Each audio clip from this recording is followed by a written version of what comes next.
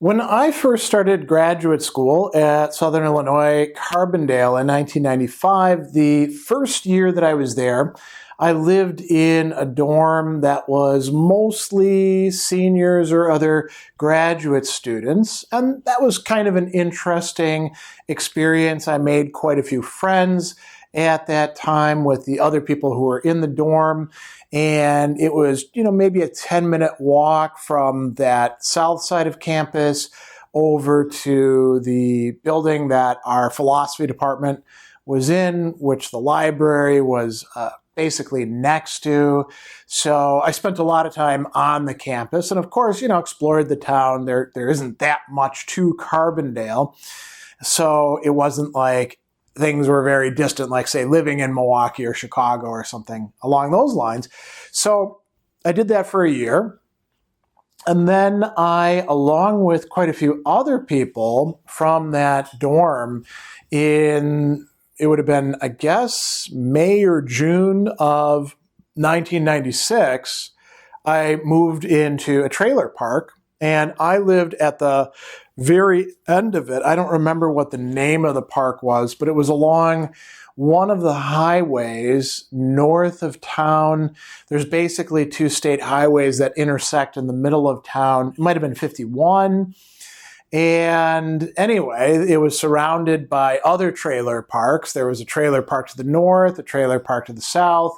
And the trailer park to the south wasn't too bad. The trailer park to the north had a bad reputation as being like one of the rundown ones. And I got a trailer that was at the very back of the trailer park, not too far from the train tracks.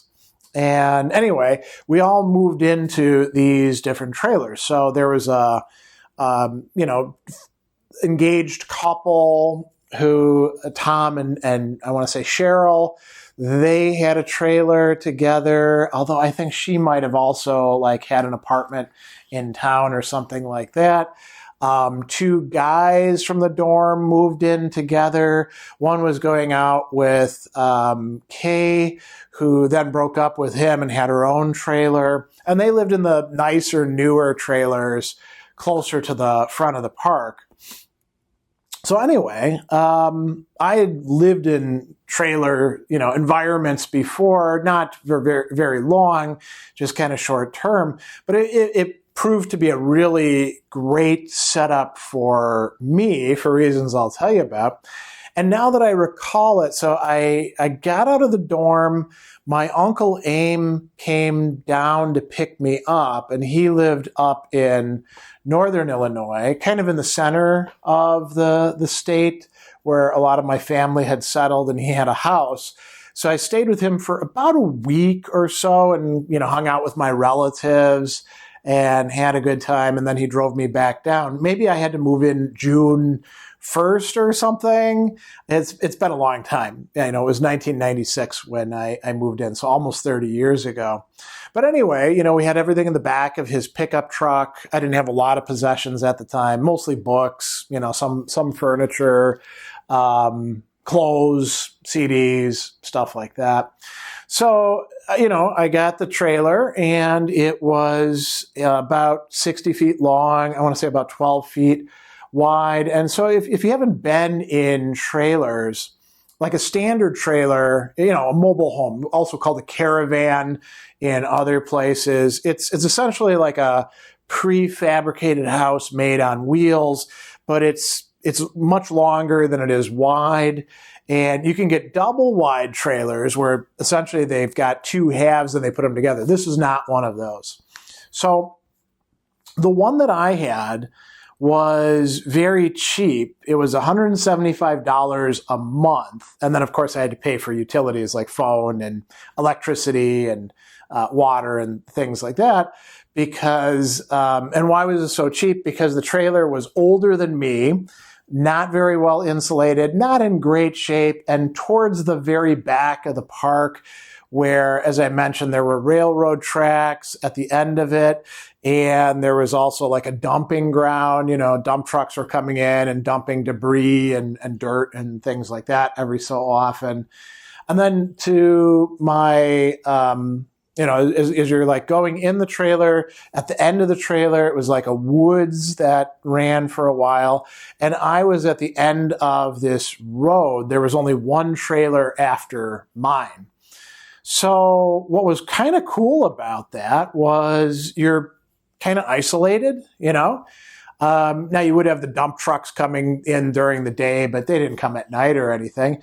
We did have a weird couple, actually a mom and a child, and then a guy who'd show up every once in a while. And I guess she was from some rich family, but was considered the black sheep of the family because she got into drugs, and she had this, jailbird boyfriend who'd come to visit, and they had a little kid who probably was being abused, because she was really kind of off.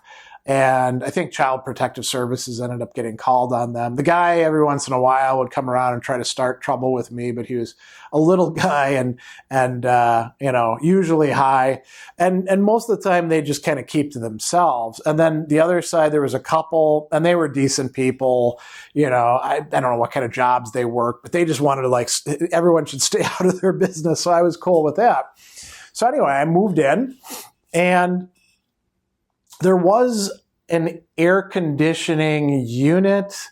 They didn't know whether it worked. I never bothered turning it on, in part because the trailer was so poorly insulated. I mean, the walls were only this thick, right? Period. And the windows would close, but they wouldn't necessarily stay closed. So the place leaked air constantly. It didn't pay to turn air conditioning on in the summer, or to try to, turn the heat up too high in the winter either. I'll tell you about the winter in just a bit. What I did is I put two big fans in the trailer, one mounted in the window at one end and the other mounted in the window at the other end. I had it so that it sucked in air from the woods, which was cooler, and then blew out air from the trailer at the other end, which was by my kitchen. And I should tell you how it was set up. So you'd walk in, and right as you're walking in, you're basically in the living room and kitchen together. They were just one giant room. There was, a counter, and so there was a refrigerator, there was a stove, there were cabinets and stuff, a sink. I didn't have a microwave, a big broom closet. And then you had a living room, which was just a big empty room. There was a couch in it that had been left from the previous person.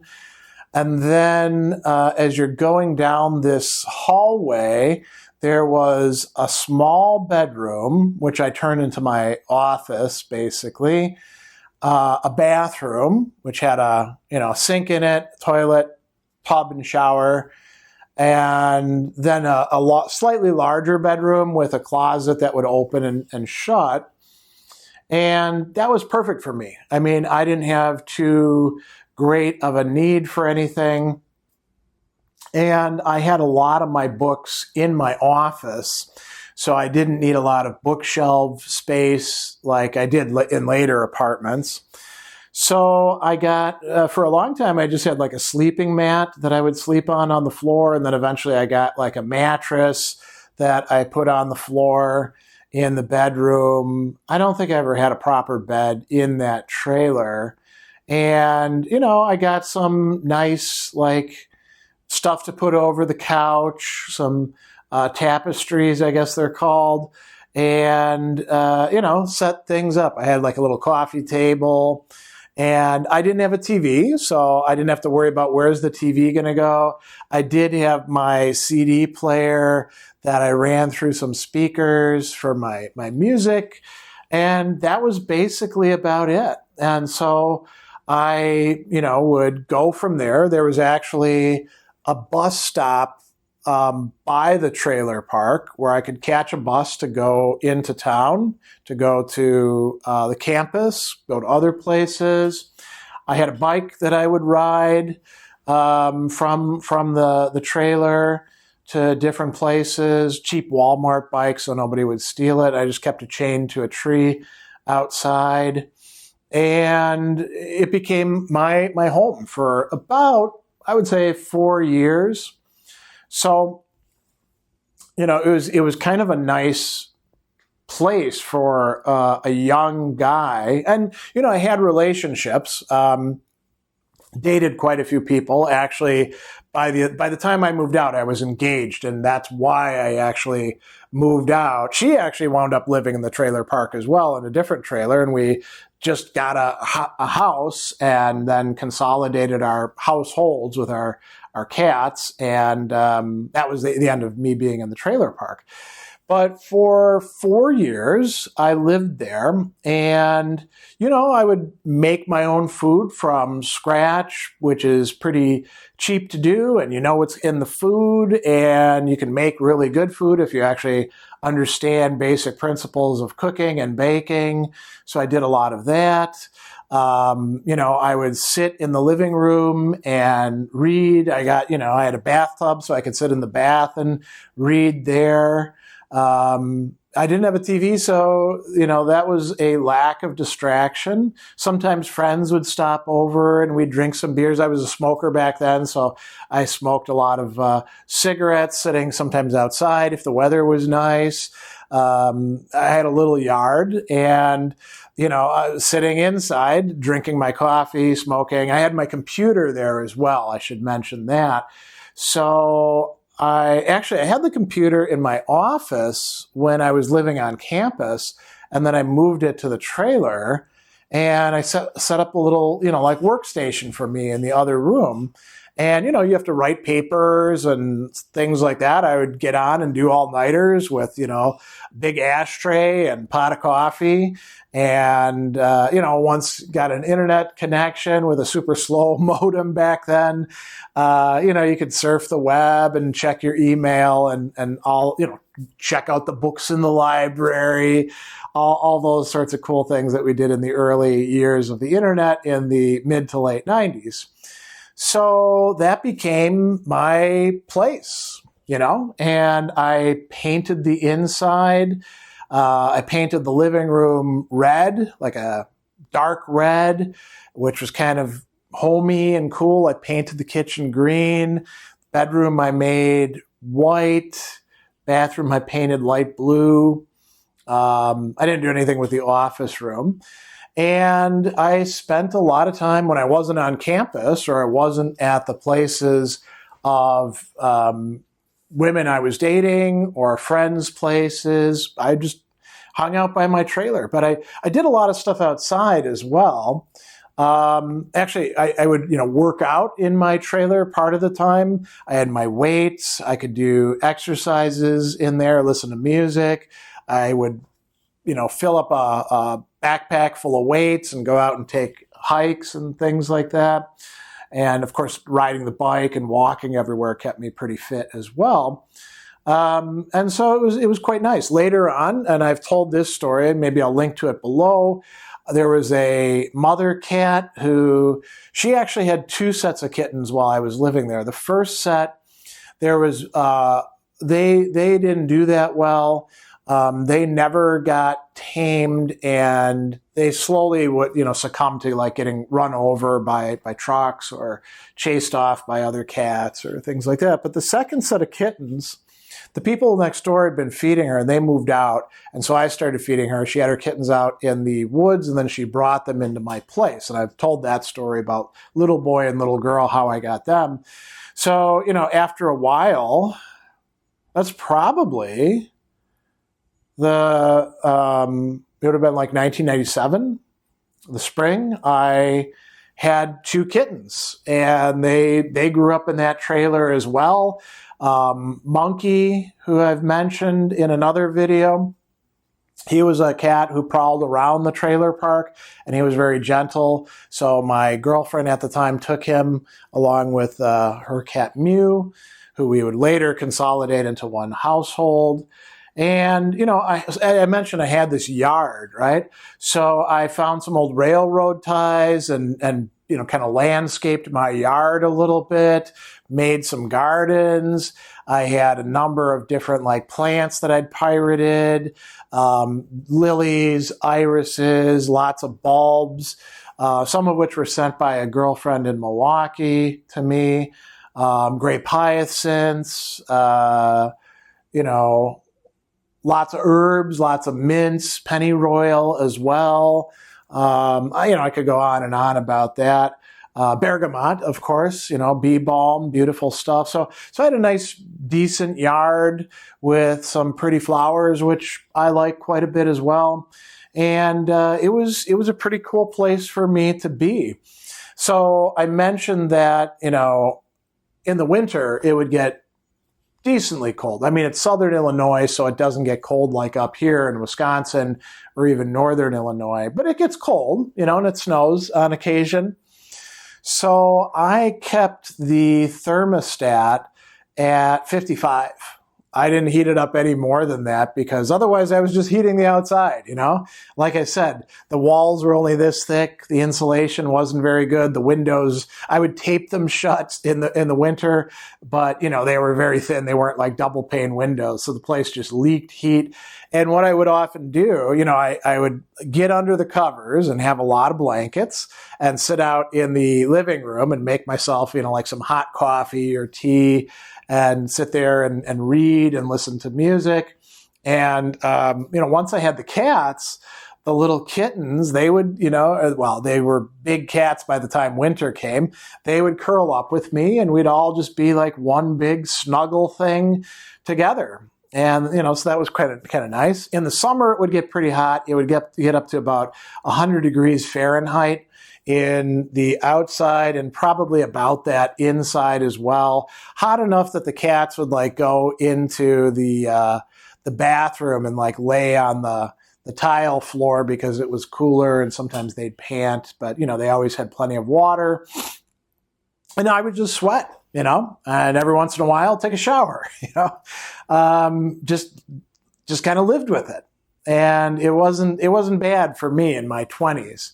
So there was a lot of natural beauty around. I remember seeing wild hop plants growing all over the place. That was really quite interesting. Lots of bees, lots of bumblebees and honeybees and other pollinators. And sometimes you'd see like dragonflies or butterflies and other cool stuff like that. So, it was kind of a nice place to be for somebody who was essentially working as a student and a researcher and teaching assistant, and then eventually teaching my own classes. I was still there. So I know I was there in the winter of 2000 because I remember sitting in the office getting the news in late January that my mother had died from the U.S. consul calling me and being like, oh my God, and now I have to go up to Brookfield, Wisconsin to handle all of this sort of stuff. She died down in Costa Rica. So I think that I moved out after that year. So in later 2000, because the lease ran from like June to June or something along those lines. And, I had basically everything that I needed. I had my books, the ones that weren't in my office. I had music to listen to. I had these two wonderful little cats that got to be big cats. I had a nice yard, small yard, but, beautiful stuff. There was a store just down the road that I could basically walk to or ride my bike to and fill up, my backpack or my army duffel bag with groceries. I had, people in the park who I would chat with and hang around with, but I could always go into my trailer and basically be left alone. I could get my studying done, do my writing, workout, do all the things that I wanted to do. So for $175 a month, it was pretty hard to beat that deal. I mentioned that there was a trailer park, north and south of this trailer park. I actually dated a girl who lived in the other trailer park. I was friends with the guy who was the handyman in the other trailer park. And so, I would get in these other places on occasion, but ours was pretty good. I will mention that there was a good bit of criminal activity going on in the trailer park. There were some trailers, and you knew that prostitution was going on there because there would be a constant flow of like cars, new cars, different cars coming like once every hour or so, right? And the FBI actually raided the trailer park at one time, not in my area, but further up in the nicer part. So one of my former, dorm mates told me about this. Because it was like just a couple trailers from his. They came in like a delivery truck, and then about like 15 agents dressed in black jumped out, surrounded the place, and they started pulling people out, and then they started pulling guns out. It turns out they were running guns out of that trailer. And so somebody had tipped them off, and, it was a raid. And of course they went to prison, and that was the end of that. But, it was pretty cool to live there.